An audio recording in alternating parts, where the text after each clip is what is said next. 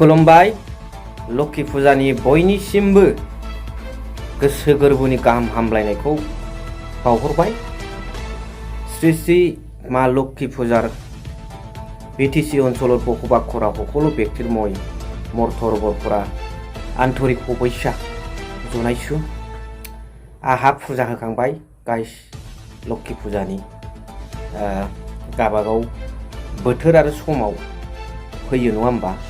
दा दिनै मेन खोथाया जाहैबाय गोबां समनिफ्रायनो बहुत दिनत आगत फराय प्रमद बर' बिथां आरो दिपेन बर' बिथाङा होनबाय थादोंमोन माब्लानिफ्राय जों आसाम गभर्नमेन्टनो 16था डिपार्टमेन्टखौ हरा, माला डिपार्टमेन्टखौ हरा, माला डिसिआ लाङा बुं हाग्रामा महिलारि नोंथांबाय थायो प्रमद बर'आ आरो दिपेन बर'आबो। दा दिनै फोरमान जाबाय मानगोनां सीएम बिथां हेमन्त बिश्व शर्मा सारानो 16था डिपार्टमेन्टखौ हरफिननाय आरो डिसिआ बेखौ मनिटरिं खालामला होननानै आखाइ दैखोनाय दिनै फोरमान जाबाय। बेनि सोमोन्दै दिनैनि भिडिअनि गेजेरजों सुंद'यैब्लाबो नोंथांमोनजों एकदम इमारजेन्सि आरो बिराद बेस्थ'ब्लाबो नोंथांमोनजों फंनैसो सावरायनो आङो ओंखारदों, कपारेट खालामबानो जाबाय। So hello everyone, once again welcome back to the channel. दिनैनि गोदान भिडिअ नोंथां बयखौबो गोसो गोथारै बरायदों, लोगोसे आसा खालामो इसोरनि अननायाव नोंथां बयबो मोजां दं। मैया बिपिएफ दोलोनि हाग्रामा महिलारि सार सरकारनि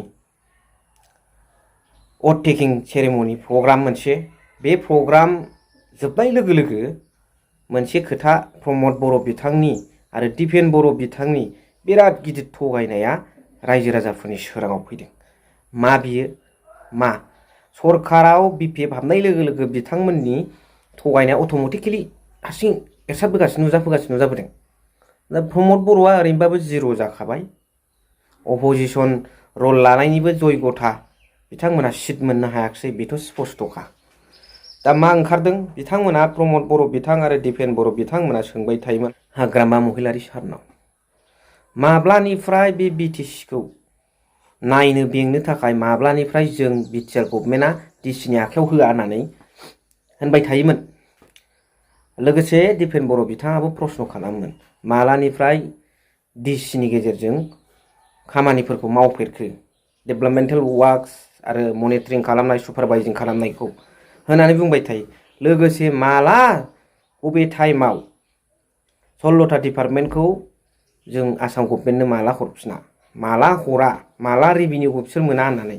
नाथाय दिनै खुद मानाव गेदेर आसामनि सीएम हेमन्त बिश्व शर्मा सारानो मिडियानि सिगाङाव मिडियार हुनमोखर फोरमायना होबाय जे 16था डिपार्टमेन्टखौ हरफिननाय जासिगोन आरो मोनफ्रोमबो डेभेलपमेन्टेल वार्कसआव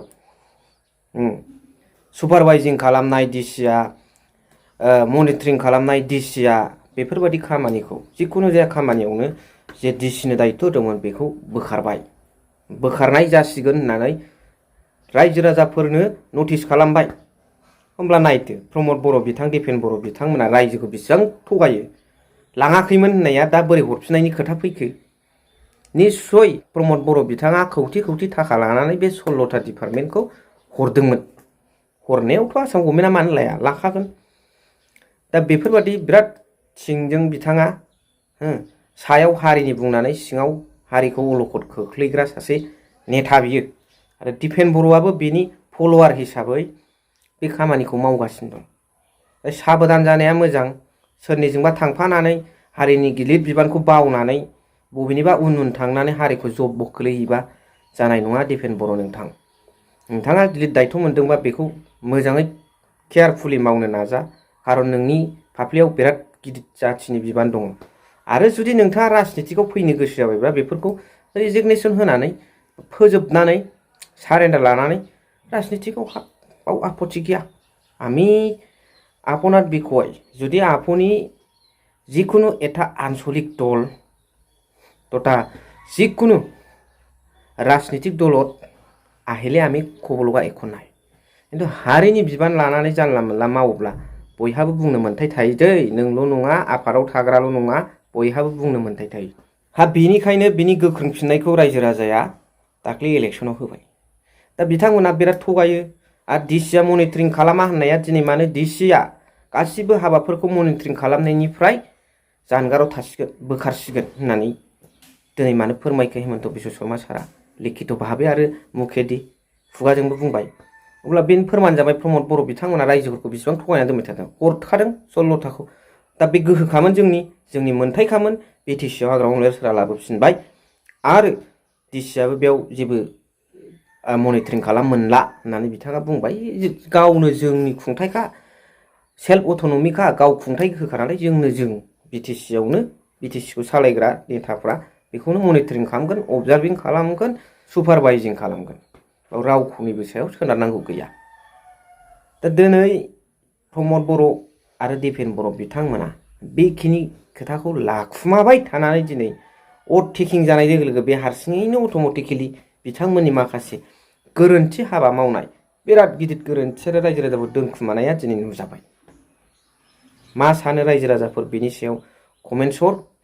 रायजो राजायानो कनफारेन्स मोनफ्रोमबो माइरं फैसा हरनानै जाफुंसारनायाव मदद होबोदों दुलाराय बर' फरायसा आफादखौ मुभमेन्टफ्रावबो दिनै रायजो राजाखौनो थगायनो दिपेन बर'आ मानो लाजियाखै? बेनि एन्सारखौ बिथाङा immediately you have to give right answer. बेनि राइट एन्सारखौ बिथाङा होथारनांगौ। बेनोसै।